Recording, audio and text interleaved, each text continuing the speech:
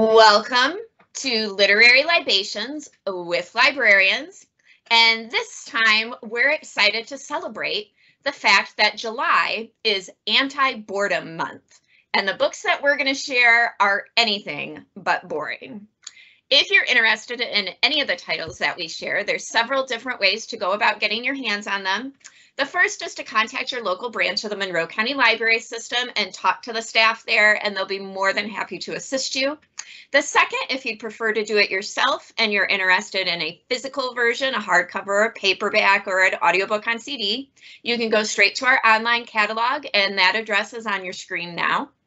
And finally, some of the titles that you'll see will also show that they're available via one of our digital apps. So you could get a downloadable audio or ebook. We have two different apps that do this. The first you may hear referred to as Overdrive or Libby. They are the same thing. And Libby provides downloadable ebooks and audiobooks and also magazines. Our other platform is Hoopla, and Hoopla provides downloadable ebooks and audiobooks and also movies, music, and graphic novels. And the great thing about Hoopla is if you see the lightning bolt next to any of the titles on Hoopla, then there's absolutely no wait. For most of the items on Hoopla, multiple people can have them checked out at the same time. So Hoopla is great if you just want to get your hands on something immediately. And I am Jennifer Graneski, and I am the community librarian at the Dundee branch. And to get us started this week, since we're talking about avoiding boredom, our question is, apart from reading, what is something that you do when you're bored?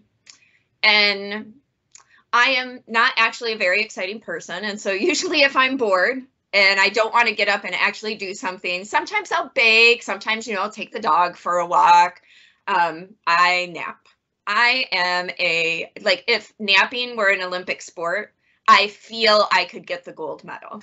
Like I don't necessarily sleep well at night, but during the day, if I'm tired, I can go out like that and stay out for a good 30 minutes to an hour, and it's so lovely and pleasant. And I see Jen going, I wish I could nap. I know. But she has naps. 2 children. I love naps. I miss naps. I miss sleeping in general. Kids do not understand how wonderful it is when they're fighting it. No, they don't. They do not. And my son, even though he's a good sleeper, he's 12 now, so he's doing his thing. But he doesn't understand the joy of a nap. He finds it very perplexing that I would ever want to sleep when there are so many exciting things to be doing during our day. But I try to explain, man, you get old. You get old and you're like, hey, sleeping is exciting. So there you go. That's what I do when I'm bored. Also with us this week is Marcia Langendorfer, part of the reference staff at the Bedford branch. And I can't imagine you ever being bored, Marcia, but when you are, what do you do? I'm really not ever bored. I always find something to do. And in fact, the kids, whenever the kids say they're bored, I'm like, oh, I have jobs for you. And they're like, we're not bored for work, we're bored for fun. So they want me to entertain them, but not work. So I'm rarely bored, but I'm going to go with, unfortunately, I probably mindlessly eat. I just eat all the time. If I'm bored, I just eat something and I'm like, you're not even hungry, stop eating. So I'm going to pick eating. I would also love to nap, but I usually don't. I just think about naps a lot. Like, oh, a nap sounds really good. Usually when I'm here, a nap sounds really good. But yeah, I'm going to go with eating, but I am very rarely bored. So nice. I'm more behind. I always feel behind, I guess. Yeah. Also with us this week is Mandy Draganik, who is a cataloger at our Dami Administrative Building. And what do you do when you're bored, Mandy? So my first go-to is always to play a game because I love games, but I unfortunately live in a house of non-game playing people. So I tend to do other boring things instead. I will knit or crochet or maybe go for a walk. Again, not exciting. I don't know, knitting and crocheting, I've seen what you make and it is adorable. Well, maybe thank you, but not exciting still. But so cute. And I get excited when I see things that are people who can knit or crochet, both of those things. I'm always so in awe by it because I tried to knit for 5 minutes and I hated it. And so people that do that and they make these incredible things, I'm always just like, but how? Yeah, it's magic to me. It is magic. It's its own form of magic, yeah. Thank you, Mandy. And also with us this week is Jen McCarty, a reference librarian at the Ellis branch. And what do you do when you're bored, Jen? I am a mindless TV watcher, 100%. It's kind of funny. I got a text last night from my cousin, and she lives in South Carolina, and she's like, the kids are in bed, my husband's gone, I have a moment to myself, and I'm like, I'm gonna watch something on TV for me. And she's like, I just turned on Gilmore Girls for the fifth, like 500th time. And that's the kind of TV watcher that I am. Like, I'll be like, yay, I have the TV to myself, what can I watch? Well, gosh, I've watched Bob's Burgers like 6 times all the way through, so start that over. The Office? Yeah, I've seen all of those. Let's do that again. Parks and Rec? Yeah, we can do that. Especially like if I'm bored, but like I don't want to engage. Yeah, I am quick to turn on something I've already seen. I love like cooking shows and like cooking competition shows that I like am only partially invested in. Yeah, I'm a mindless TV watcher. Nice. I feel you on that one. Me too, and I can add that in with my knitting and crocheting because I can still watch TV while I do that. So, but see, then you're being productive. Like, I tend to do non-productive things when I'm mindlessly watching TV. I scroll on my phone and I eat. That's when I eat. I was just gonna say that's when I eat. I didn't say laying in my bed eating, watching TV. So there you go. Now you know the dark side of librarians. This is what we do in our free time. We are boring people. That's right. But now we're going to talk about some books that are definitely not boring. So let's have Jen kick us off. Oh, you're muted, Jen. I accidentally muted myself instead of unmuting myself when I wasn't muted. Anyway. So the first book that I want to talk about, let's see which one comes up first on the slide. I'm getting it there. There you go. Is The Looking Glass Wars by Frank Bedore. And I love this book because it's a take on Alice in Wonderland, but it's a very different take on Alice in Wonderland. So I think most of us are pretty familiar with Alice in Wonderland, if not through Lewis Carroll's books, then through Disney and whatever. So this book starts with Alice as a teenager, and she's living in Victorian England, and this is kind of the inspiration, if you're not familiar with it, the inspiration for Alice in Wonderland was there was a real person named Alice Little, and she would tell her neighbor, Charles Dodgson, little stories, and he compiled them to create Alice in Wonderland. That's what happened in real life, and he wrote it under the pen name Lewis Carroll, and this book came out, and they were inspired by this neighbor girl of his. Well, in this particular book, Alice is real, and she's telling her neighbor the story of her life in Wonderland, and then he publishes this book, and it's all fanciful, and she's so mad because she wanted the truth to get out. So what happens to Alice, she's really Alice of Wonderland, and when she is 7, kind of goes back in time, there's a coup in Wonderland, and she escapes with her protector, Hatter Madigan, and they leave Wonderland. They go through the Pool of Tears, and they are transported to Victorian. Well, she's transported to Victorian England. Her and Hatter get separated. Hatter is transported to France at the same time. Alice eventually gets adopted by the Little family, where of course she meets, the writer of Alice in Wonderland. Hatter spends the next several years looking for her all over the world until he finally comes across a copy of the book Alice in Wonderland and realizes, oh, this is my person. And then of course they have to go back to Wonderland, and all at the same time, while they're in the real world trying to figure out how to find each other and get home, the Wonderland is in peril because the evil queen, Red, who is Alice's aunt, has done this coup, and she's taken over Wonderland. And Wonderland in this story it's the source of all imagination for all of the worlds. And if, things are bad in Wonderland, that's not really great for the real world. I love this book. I love the take on the different characters. Like Alice is fun. Hatter Madigan, Mad Hatter, obviously. That's awesome. There's a spin-off comic book called Hatter M, which is great. Red's assassin is simply called The Cat. We can kind of figure out where that comes from.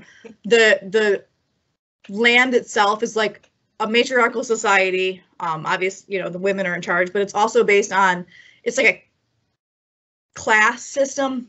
based on the card decks. So the hearts are the top. Alice is Alice Heart. Red is Red Heart. And then like the rest of like the Parliament and like the people are like, you know, jacks and, or not jacks, spades, and it's other suits of hearts or of cards, whatever. It's just really fun. It's really fanciful. This is the first of 3 books in the whole series. The second book is Seeing Red, and the third book is Arch Enemy. And then there is a spinoff, like I said, of a comic book of Hatter Madigan. It's just super, super fun. It's a fantastic take on Alice in Wonderland. If you like Alice in Wonderland and you like fantasy, it's fantastic. Like, Hatter is the best character. Alice is great. There's another character named Dodge, who was Alice's like best friend, and he gets left in Wonderland and he becomes a big part of the resistance to Queen Red. Just super good. Super, super fun. If you like classics, if you like twists on classics, this book is just fabulous. So that's number 1. I second that one. I listened to all of those. It's been years now. It's been a long time since I've read them too. So, but I do second Still that, because I listened to all of them back to back to back because I enjoyed them so much. So lots of action, lots of complications. It's good. Yeah, and they're just fun. My second book, you can never be bored when time travel is involved.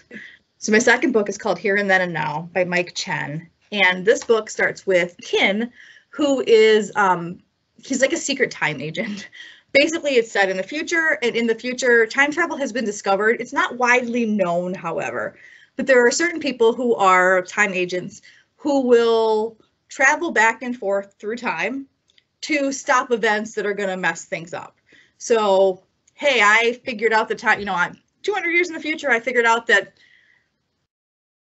time travel exists, and I'm going to go back and invest in Microsoft and make my family a ton of money. Well, that's not cool. You're messing things up. So the time agents will come back and stop you. Well, Kin leaves his time and comes back to early 90s, I believe. I can't remember offhand, but comes back to stop something from happening. And his device to send him back to his regular time gets damaged. So he gets stranded in the past. So Kin has this sort of choice. Do I stick around, conform to the rules of my job and like not interact at all with anybody, or do I live? Part of the way that the time travel works is if you stay in your wrong time too long, you start to forget things. So he kind of forgets where he came from. Like, he writes it all down, he has a journal, but if he thinks about it too hard as years go on, he gets like debilitating headaches. He tells everyone he has PTSD, but really it's just this time travel thing. But in the future, they end up coming back and finding him, but it's been like 18 years for him. He's been on Earth for like in our time for like 18 years. But in the future, he's been gone for 2 weeks. So now there's this like confusion because everybody in the future, no one knows what he does. They, you know, all of his friends and his, you know, the people that he interacts with, they don't know that he is a time travel person. So they have to like come up with this cover story. But also in the past, he started a family. So now he's got this like dilemma. What do I do? I have people I love in the past, but I have this life and this job in the future. Well, in his time, how do you deal with family? How do you deal with loss? How do you deal with these multiple lives? Because he's able to eventually kind of remember everything. And it's very much a like, what would you do in this situation? Was he wrong for starting a family when he was stranded for 17 years or 18 years or whatever? You know, was he wrong for going back to the future? Should he have tried to like stop that from happening? And of course it's time travel-y, so there's lots of little things. He finds a way to sort of reconnect with his family, which messes things up, because then he's kind of like changing their timeline, and it's time travel-y, but it's wonderful. And even if you don't like fantasy, I highly recommend this book because I think the themes of family and love are so universal. And like, there is the time traveliness, which I know messes some people's brains up, but it's so well done that it's not super confusing. And for being a book set in the future about time travel, it's really kind of believable. And you definitely connect with these characters, and like, there's so much of what would I do? Is what he did right? Is what he did wrong? And of course, how everything plays out. It's just a beautiful, beautiful book. And I think that all readers, even if you're like, time travel, fantasy, no, thank you, science fiction, no. I think that all readers can connect with this book just on the love and family, and those aspects of it are so strong, and they're way more important to the plot than, you know, the science fiction-y time travel. So just a wonderful, beautiful book. Nice, thank you, Jen. And let's have Marcia share her titles with us next. Okay, well, the first one I'm going to talk about, I was really excited to start because it is written by not only a local author, but a colleague of ours, a local author that I worked closely with for a long time, and she still works within the system, but no longer here.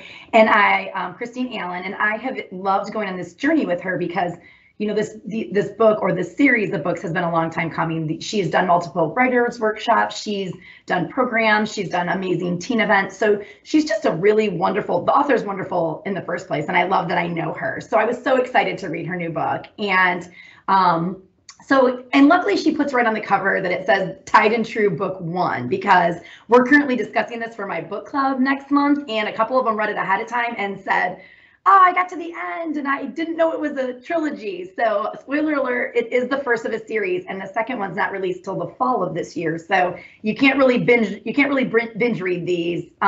However, I can't wait for the second one to come out. So this book is called Veil of Sea and Secret, and I love it. So it's basically geared towards young adult fantasy. And I would kind of say, like, if you're a Harry Potter fan, I don't know, Bloody Jack, I book talked Bloody Jack before, but it's kind of like, you know, Bloody Jack, Harry Potter, sort of meet and have a baby. So, and I love how it's told, because it's really told, every chapter is told. The first one is by Kizzy, she's the main character, and she lives on this island, and she practices alchemy, and she's a healer, and she dabbles in herbs, and she's young, she's 17, because it's geared towards teens. And all of a sudden, this pirate Satan shows up, and he is connected to her in this mysterious way that we don't know in her past. And he's going off to save her father, who's been captured, and they have to deal with a siren, and there's rooks. So like, the characters are amazing. For being a young adult short book, I think the character development is awesome. I also love that the chapters are told, like, so one is told from Kizzy's perspective, the next is from Satan. So each chapter is told by a different perspective. They're also very short chapters. And I felt like I would get done and I'd be like, okay, just one more, because they were so quick. And I felt like I just one more chapter the whole book through. I love that she kind of counts herself down, as we do as women, especially young women, where she's like, I don't have any powers. I don't know how. And then she discovers that she can do more than she realized. So it's just a great book. It has everything. It's adventure, it has you know, discovery, a little bit of magic, a little bit of fantasy, pirates, of course. So there's, you know, that element. I just enjoyed every aspect, and I am so excited. I'm excited to discuss it with my book club. I'm definitely book talking this to the teens, because I feel like this is definitely for them. It's got a little bit of everything. It hints around to things like romance, nothing so scandalous that you couldn't recommend it. I definitely enjoyed it very much. So has anyone else read it yet, or no? Because it's pretty new. Yeah. So it's pretty new. I saw it come through, though. I saw our copy come through, and I was like, oh, so it's on display at the Dundee Library if you want to get your hands on it. Wonderful. Yeah. So we're doing it for my book club. If you want to discuss it on the first Tuesday of the month, so August, whatever that day is going to be, I don't know, 6th maybe, or 2nd, whatever the first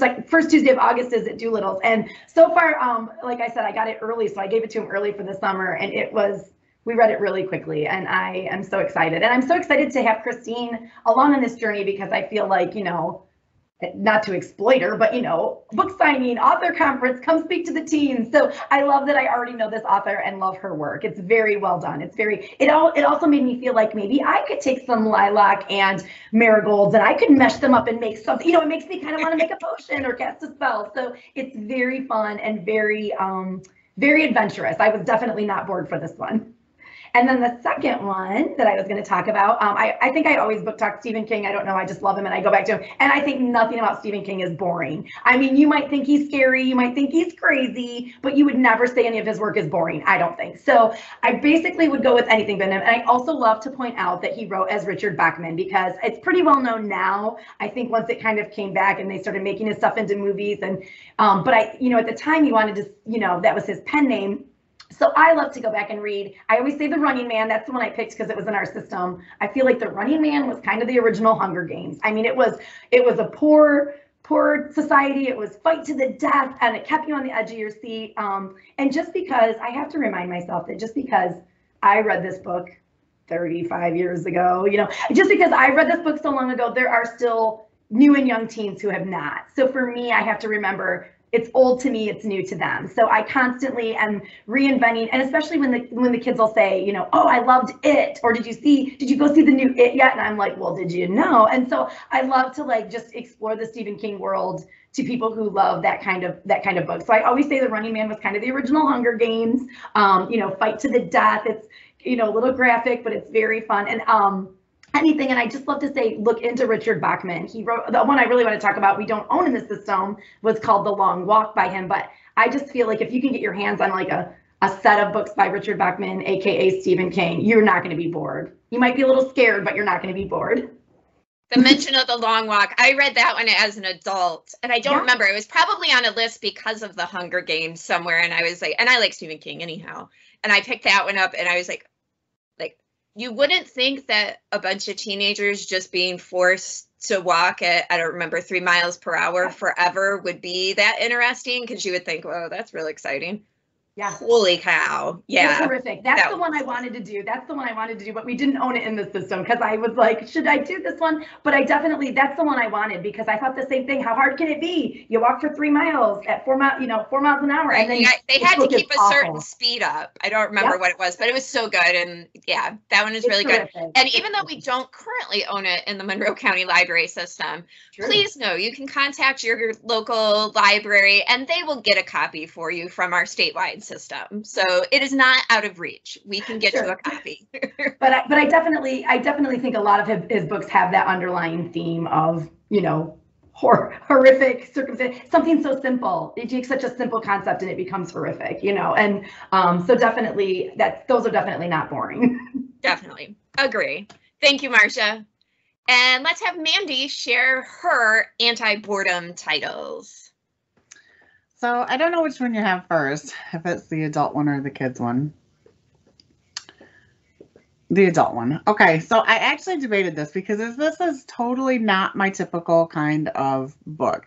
Full disclaimer, there's a lot of swearing. There's some, I know, Marcia's face, right? There's some marital relationship issues that are dealt with. And so much so that the very first page, when I first picked it up, I was like, no, I'm just not going to read this book. And I closed it and I set it down on my kitchen table. But I was so intrigued by the idea of the way it's written that I had to finish it. It seems like maybe one of the most boring books ever because it's written completely in lists. And I'm intrigued because I love to make a list. So I just couldn't help it. I had to read it. And it turned out to be one of my favorite books I've ever read. And I just don't even know why. And I'm going to read just one of the first lists for you, just so you can kind of get an idea. It's so not boring because it keeps you guessing through the whole book. And you start to learn about, this guy's name is Dan. You start to learn about him one little tidbit of information at a time. So one of the first lists says November 4th, 6 a.m., days without. Chocolate glazed donuts, 443. Gum, 12. Crying, 19. Little Debbie snack cakes, 1. Green vegetables, 9. Flossing, 0. Retail rage, 3. Regret over quitting my job, 0. Dad, 5,647.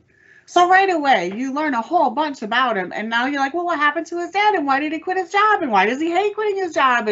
And what kind of little Debbie snack cakes does he like? I mean, you're like, I can't help it. And so throughout the book, you learn first of all, why he's making the lists, why everything is done in lists. And you just learn about his relationship with his wife and her relationship with her former husband who passed away, and what he feels about trying to live up to everything that her first husband was. And it's just really fascinating, and it's told in a completely different way than any other book I've ever read. I have to weigh in on this too, because sorry, Mandy, I read this because it was your signature line in your email. And I thought, well, if Mandy likes it, I mean, I'm going to like it too. And it's funny because I thought the same thing when I started it. I thought, oh, this is different. And then I felt the same way. I loved the way it was written. I also loved that you sent a note to me in that same format via Cash News and now I've stolen that concept and I've done like days without, and it's kind of a fun thing for yourself to think back on and then also to share with others because it does leave that mystery. So I read this book because of you and I also loved it. Yeah, it's just so much fun. And I've done like fun at work emails based off of it. And it's fun to think about, to write yourself. And it's just a fun, not boring read. The next book I want to talk about, like Marcia, I read, I don't even know how long ago, but it occurs to me that, you know, maybe some people have not, some younger people have not. So this is a much more wholesome kids book, and I have my newer copy here. My first experience with Tales of a Fourth Grade Nothing looked like the one that's on the screen there, and my fourth grade teacher read it out loud to us. And she read it with all of the voices and all of the maniacal laughter, and she made it so much fun. It's a story about Peter and his exceptionally annoying little brother. His name is Farley Drexel, but nobody calls him that. Everybody calls him Fudge. And he's 2 in the first book, 2.5, I think. And he's just, you know, he's just a toddler. And he's a typical little brother toddler. And he makes Peter's life crazy. I read it to my own kids later, and just all their normal antics make it not boring. It's just one thing after another, and it's just fun.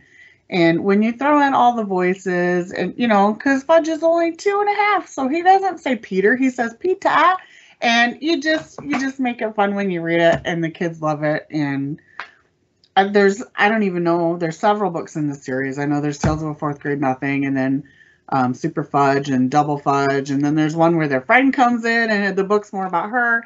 But they're just fun, and they're kind of timeless. I mean, they have changed it. The copies that I read as a kid, you know, they had their Walkman, and now they've updated it. It's a little more modern. They, you know, they have MP3 players or whatever now, but still the same story, still the same fun. Yep, and I have to remind myself of that too, because I feel like I've talked about this 1,000 times, you know, and I remember that some people are hearing it for the first time. That's hard to keep reminding. I don't know how teachers do it. I don't know how teachers reinvent themselves hour after hour and year after year, because I'm boring myself talking about these books, and you know, I have to remind myself to still be just as excited because they're. And these are classic books, you know, and that was the reason why I chose the cover that we did. I just want everybody to know that is not the copy that we have in the library system. No, that one looks more like that's just the throwback from when I read the book. The Dell Yearling covers were the ones that I remember, and they resonate with me because that's the book I read, even though the other books are exactly the same except for maybe some updating. But I thought the same thing. I love that you put that old cover on there because that's the one I own, and I'm like, I feel like everybody's fourth grade teacher read them this book. Yes. It's required. It is. It's important. Yeah. So if you're going to be a fourth grade teacher, you must read at least one of these books. Yes. Otherwise known as Sheila the Great was my personal favorite. Yeah, that's the other one. All right. Thank you, Mandy. And for my not boring books, I'm going to start with Ellery Lloyd's People Like Her. And just a little note on the author. Ellery Lloyd is, I want to say it's a husband and wife team, but I know it's a couple. And they write thrillers together. And I picked this one up, and I'm not even entirely sure why. I like thrillers, but I thought the cover was cute. I'm pretty sure this is one that came through, and I was checking it in and thought, this looks good. I need something kind of that I don't have to think too much about. I just want to be turning the pages and wanting to know what happens next. So people like her focuses on Emmy. I know her first name's Emmy. I'm not sure of her last name, but it doesn't matter because she wouldn't tell anybody. Anyways, because she is a famous Insta mom, and she's British, so she's an Insta mom, not an Insta mom. And she has over 1 million followers, and she has a beautiful daughter and a lovely husband. And her whole brand is that she's the real mom. She's the one that you can come to, and her house will be messy and her kids will be messy, and they're always doing something that's just not quite right, and she feels real bad about it, but she's promoting positivity and living her real life. Except she's not living her real life at all. Like, her life on Instagram has been packaged and produced and thought out. In fact, she plans what she's going to post up to a month in advance, so that she knows exactly what she's going to be talking about and what is on brand for her that week. And she is incredibly successful at this. Successful enough that her husband has been able to basically leave his job until it all comes crashing down. And it crashes in a lot of different ways. It crashes in some of their privacy is lost, and they've been super careful about keeping like where their daughter goes to school and where they live off. Well, you learn in the book that somebody's stalking them and has figured some of that out from some of their posts. So there's a stalker. It comes crashing down because of something that she posts that makes people really angry. It comes crashing down because she's lost almost all of her real friends, because apparently in Instagram world, you need to be friends with other Instagram people that are close to your same brand so that their followers will become your followers, and you all kind of share and keep building up. But you can't be too much friends because you also need some of their followers to like you better. Like, it's just this whole other world. And as a person who's not even on Instagram, I had my mind completely blown. Like, I'm always skeptical of what anybody posts on social media. But holy cow, like, this was a whole other look at it. So it kept me turning the pages. You want to know what happens with the stalker. You want to know what happens with Emmy and whether she's going to be able to keep this business and this brand and this lifestyle created for the consumption of others, whether she can keep that going. I will say this is not a book for people who, when they finish a book, say, I didn't like anyone in that book. And then they don't like it because there was nobody likable in the book. Let me just tell you up front, there's nobody likable in this book. There's just not. That doesn't mean that they don't have moments where they are likable. But overall, some of the choices that they're making, you're going to be like, who does that? So there's those jaw-dropping drama moments that I love when I'm reading a really, it's kind of a beach read. You don't have to think about it. You just can keep flipping the pages. So that's people like her. If that's your thing, you just need a not too thinking summer thriller. Pick up people by her. I haven't read that yet. I might now. When you're describing it, though, it kind of reminds me of the Nanny Diaries, where she's living in that world with all of those people who are it's kind of like likable. that. Yeah, And where phony. it's like everything is for show, and except that both she and her husband are in on it. And like they know that it's for show, and they're okay with that because they're making a bunch of money off of it. Like reality TV. Yeah, it's kind of like how much, and they talk about it in the book, like how far would you be willing to go to get the payoff? Like, this isn't real. What you're selling to people isn't real, but you're selling it, and you're selling it well, and she's really good at it. So it's really interesting. So that's my first one.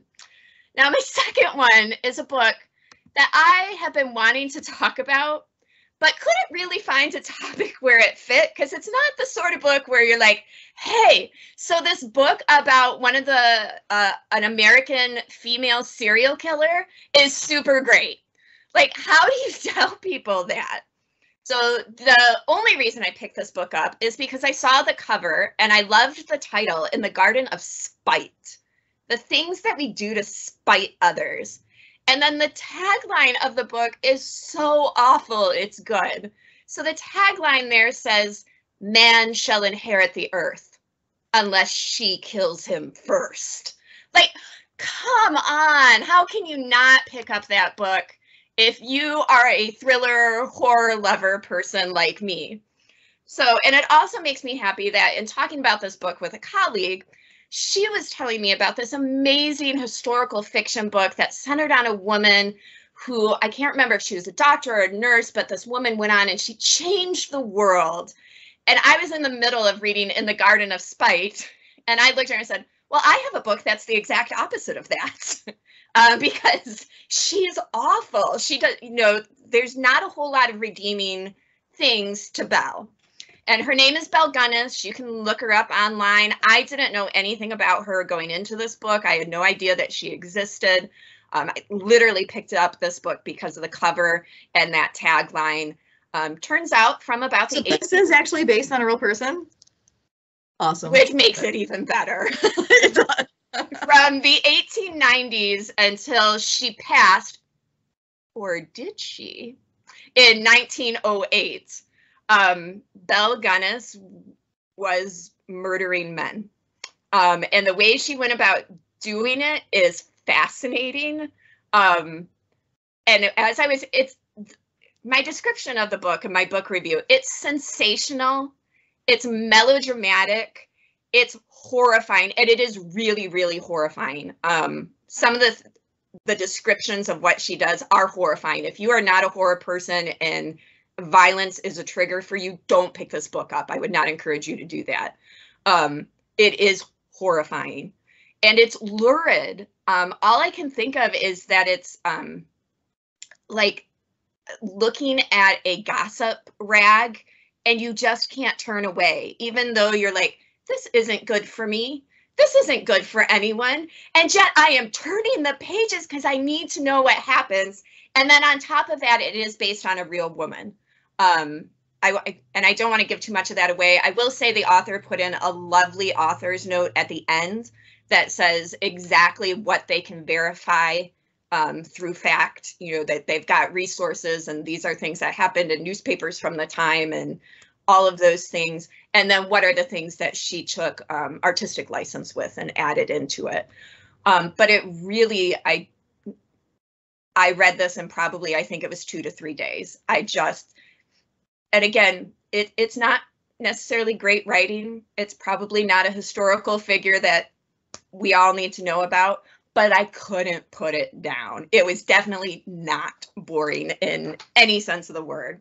So there's my, and also I just want everybody to know, like, I'm pleased that I can say I've read, and historical fiction I do read. I tend to read about women in historical fiction, but I like to know that there's, I guess, what I would consider trashy historical fiction as well. You know, like, I guess I didn't know that that was out there where you were like, hey, let's read about this person who actually made society worse. I'm not a historical fiction reader, but the trashy ones are the ones that I actually kind of want to read. Right. So yeah, where I'm like, huh, who knew that happened? And now female serial killer, you say? Yeah, let me pick that one up. You know, so yeah, so it is not boring at all. So, you know, if you need something for your not boring pile and you're interested in both history and female serial killers, there you go, In the Garden of Spite. All right, so thank you to all of you for sharing your not boring titles this week. And thank you to those who listened. And the next time we are back, I know that I have a theme and I'm trying to think of what it is. Beach reads. What? Oh, beach reads. Beach reads. All right, excellent. So we've got, we have done beach reads in the past, but it's been a whole year. It's hard to believe that we've been doing this for more than a year. So a whole new slew of beach reads are out there, or you may have read something that you know, has been out there forever and you didn't realize what an awesome read it was. So we'll be talking about those next time. So thank you. I hope you have great weeks. Bye.